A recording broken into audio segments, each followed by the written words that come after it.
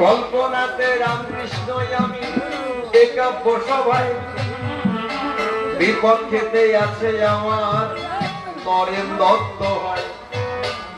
নরেন দত্ত রামকৃষ্ণের আজ হচ্ছে আলোচনা, আপনারা তাই বসে বসে শুনছেন ভক্তজনা। এই তো তাহার একটি প্রশ্নের জবাব হয়ে গেল, আরো দুটো প্রশ্ন জানি বাকি রয়ে গেল। সেজন